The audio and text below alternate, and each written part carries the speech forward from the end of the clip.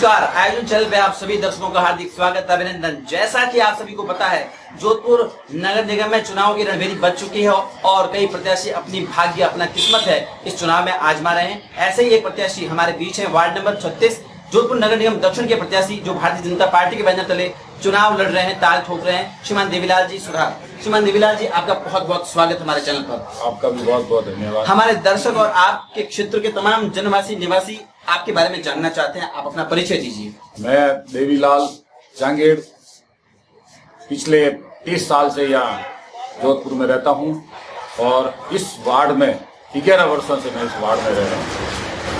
अपनी शैक्षिक योग्यता के बारे में बताइए, आप कितनी तक पढ़े हुए हैं? और मैं मैट्रिक पास हूँ 10th क्लास और मेरी शुरू से भी मैथमेटिक्स बहुत ही प्रिय रही है। आपको क्या क्या शौक रहा है देवीलाल जी? खाली समय में आप क्या क्या? मुझे हमेशा राजनीति का बहुत शौक रहा है, समाज सेवा का बहुत शौक रहा है। मैं शुरू से समाज सेवा करता था। जब मात्र मेरी 25 साल की उम्र थी, अब मैं 50 के ऊपर हूँ, 25 साल की उम्र थी जब मैं समाज सेवा में जुड़ा हुआ था। मैं संगठन का 3 बार अध्यक्ष रहा हुआ हूँ, जो हमारे जांगीड़ समाज का संगठन था, श्री विश्वकर्मा मित्र मंडल। राजनीति में प्रवेश की मुख्य वजह क्या रही? क्यों आपको राजनीति मानना पड़ा? समाज सेवा तो बिना राजनीति में आए भी आप कर सकते थे। वैसे काफी समस्याएं हैं जो अपन समाज सेवा से जुड़ के नहीं कर सकते हैं, क्यों? उसके लिए समाज सेवा में धन बल की आवश्यकता होती है। वो धन बल समाज से इतना नहीं ला पाते हैं जितना जनता की समस्याओं के लिए जो राजकोष से आया जाता है, उतना पैसा समाज सेवा से हम अगर करना चाहें तो नहीं कर पाते। इस मजबूरी को देखते हुए मैंने ये राजनीति का रास्ता अपनाया ताकि मैं लोगों की सेवा कर सकूं। मेरा जितना संभव हो सके मैं उनका काम करने की कोशिश करता रहता हूँ। राजनीति में आप किसको अपना आदर्श मानते हैं देवीलाल जी? कौन आपका गुरु है या किसको आदर्श मानते हैं, जिनके पद पे आप चल रहे हैं? राजनीति में मेरे पहले तो गुरु समझ लोग मेरे मोहन जी मेहरवाल रहे हैं और कमलेश जी पुरोहित को मैंने इस बीजेपी के अंदर मैंने उनको ला करके उनको हमेशा के लिए उनको आदर्श रखा था, मगर फिर भी सूर्यकांता जी हमारी सबसे आदर्श प्रिय रही। आपके वार्ड में ऐसी क्या समस्याएं हैं जिन पर पिछले 5 सालों में कोई काम नहीं हुआ? मेरे इस वार्ड में सबसे बड़ी समस्या है ये भैरव नाला, जो आगे जाके इसका निर्माण नहीं हुआ है, तो इसकी वहाँ कॉलोनियों में वो पानी भराव रहता है और कई जगह तो ऐसे हालात हो जाते हैं कि जैसे कोई समंदर, जब बरसात आती है तो आगे समुद्र बन जाता है, इतना पानी भरा रहता है। तो ये सबसे बड़ी मुख्य समस्या है। साथ ही कई जगह कॉलोनियों में पानी कम दबाव में आता है, जहाँ वहाँ कुछ मतलब टंकी बनाने की मेरी पहली प्राथमिकता रहेगी ताकि उनके कॉलोनी में वो पानी उनको मिल सके, क्योंकि टंकियाँ इतनी वार्ड में है नहीं, अभी 2 टंकी है सिर्फ इस वार्ड में। तो मेरा ये प्रावधान रहेगा मैं 2 टंकी और बनाऊंगा। तो हमारे जल शक्ति मंत्री हमारे प्रिय गजेंद्र सिंह जी शेखावत हमारे साथ है, तो मैं इस वार्ड के लिए 2 टंकी की मांग करूंगा। अवश्य वो मेरी मांग पूरी करेंगे, ये मुझे पूरा विश्वास है। तो देवीलाल जी सुधार की प्रथम प्राथमिकता ये, एक तो भैरव नाला का कार्य करवाना है और दूसरा 2 पानी की टंकियों की व्यवस्था करवानी, जिससे इस क्षेत्र में पानी की जो समस्या आ रही है उसका समाधान हो जाए। और देवीलाल जी मुझे एक चीज और बताइए, इन समस्याओं के अलावा कोई और समस्याएं जो आपने घोषणा पत्र में रखी हो इस क्षेत्र से संबंधित, जिन पे आप काम करना चाहते हैं? हाँ, इस समस्या कई है और भी बहुत सारी है समस्या। जैसे काफी कॉलोनी मैंने देखा सड़कें भी नहीं है, ना सीवरेज लाइन है। अभी मैं जिस हिसाब से लोगों से वोट मांगने जा रहा हूँ, तो मुझे लगता है कि वाकई में वार्ड बहुत पिछड़ा वार्ड रहा हुआ। इस कॉलोनियों में सड़क नाम की नहीं है और काफी जगह बिल्कुल ही ऐसे खंडर पड़े हैं, रोड के ऊपर खड्डे पड़े हैं। तो मेरी प्राथमिकता रहेगी कि मैं सबसे पहले सीवरेज लाइन करूं और उसके बाद उसकी सड़कों का जाल बिछाऊंगा। जनता को एक बहुत बड़ी शिकायत रहती है देवीलाल जी कि जब चुनाव होता है तो बहुत बड़े बड़े वादे कर लिए जाते हैं, लेकिन जैसे चुनाव जीतने के बाद में वो वादे सब भुला दिए जाते हैं। मेरे में ऐसी न तो कभी मैंने पिछले 5 साल का मेरे मिसेज का कार्यकाल रहा, सुमन सुतार मेरी धर्मपत्नी है। मैंने जो उन लोगों से वादे किए थे वो मैंने पूरे किए थे।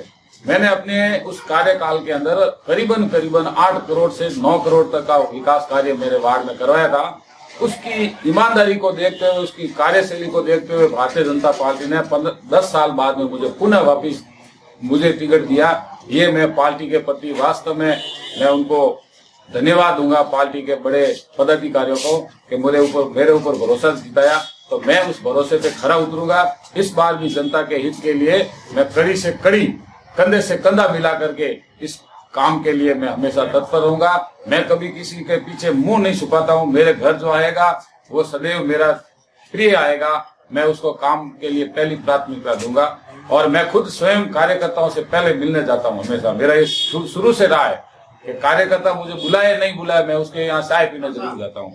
ये मेरे पहले की छवि रही है, अब आगे भी मैं उसको बरकरार रखूंगा। मतलब चाय पे चर्चा आप भी करते हो मोदी जी की तरह। चलिए, बहुत अच्छी बात है कि चाय पे आप चर्चा करें, क्योंकि आप तो कमल वाली पार्टी है, भारतीय जनता पार्टी के सदस्य हैं। जनसंपर्क के दौरान कोई ऐसा अनुभव, कोई ऐसी घटना जिससे आपको ऐसा लगा हो कि मेरी जीत निश्चित है, मैं इस जो वार्ड है इसमें कमल का फूल खिला के रहूंगा? मैंने जहाँ भी गया हूँ जनसंपर्क करने के लिए, मुझे जनता ने बहुत ही प्रेम और स्नेह दिया है। सिर्फ मेरी एक समस्या जनता ने दी है कि आप अभी तक लेट चल रहे हो जनसंपर्क के लिए। उसका मैं कारण बता देता हूँ। मेरे इस वार्ड में भाजपा के 7 कार्यकर्ता जो मेरे से भी बढ़कर कार्यकर्ता थे, वो अन्य पार्टी में आ गए। वो मेरे को समस्या आ रही, उसको मनाने के लिए मेरे को 3 दिन लगे, वो पार्टी में वापस नहीं आए। उसके लिए मैं थोड़ा जनसंपर्क में थोड़ा लेट हो रहा हूँ, तो ये मेरी सबसे बड़ी समस्या रही है। तो मैं उनको भी अब बाकी बचे 3 दिन में मैं पूरा जनसंपर्क करके, कुछ बदले हुए राजनीतिक समीकरणों की वजह से इनका चुनाव प्रचार थोड़ा लेट हुआ, लेकिन उन्होंने अपनी तरफ से पूर्ण प्रयास किया कि जो पार्टी से रूठे हुए हैं उनको मनाया जाए, अपने से जोड़ा जाए वापस। चलो देखते हैं किस ऊंट किस करवट बैठता है। मैं एक और प्रश्न पूछ रहा हूँ आपसे कि आखिर जनता आपको ही वोट क्यों दे? आपके जो अन्य सामने उम्मीदवार है, जो आपके विपक्ष के उम्मीदवार है, उनको क्यों नहीं और आपको क्यों दे? देवीलाल जी सुथार में ऐसी क्या बात है, कौन सी खूबी है जिससे हर मतदाता को आपको वोट देना चाहिए? मेरे में कोई खूबी नहीं। मेरे जो पार्टी है, भारतीय जनता पार्टी, वो राष्ट्रीय बहुत बड़ी पार्टी है, जो नरेंद्र मोदी जी के जो नेतृत्व में जो बड़ी पार्टी है। नरेंद्र भाई मोदी के पीछे आपको वोट मिलेंगे। मैं तो एक छोटा सा सिपाही हूँ, जनता के बीच आया हूँ और उसके ऊपर उनके पद चलना पर चलने की मैं कोशिश करूंगा। ये मेरा आपसे धन्यवाद। आपके वार्ड के जो लोग हैं उनसे आप एक अपील क्या करना चाहते हैं? मैं आपसे कहूँगा, ये मेरा अंतिम प्रश्न है, और आप एक अपील करिए आपके जो वार्ड की जनता से, ताकि वो आपकी अपील इस प्रकार से प्रभावी हो कि आपको जीत का सेहरा मिले, और जिस दिन मतदान हो उस दिन आप जीत के अपने घर लौटे और इस वार्ड को है एक सशक्त और सुंदर और बेहतरीन वार्ड बनाए। मैं मेरे वार्ड की सभी मतदाताओं और मेरे वार्ड के सभी कार्यकर्ताओं से ये निवेदन करूंगा कि मतदान के दिन 1 तारीख को कोई घर पे नहीं बैठा रहे, सारे के सारे वोट पड़ने चाहिए।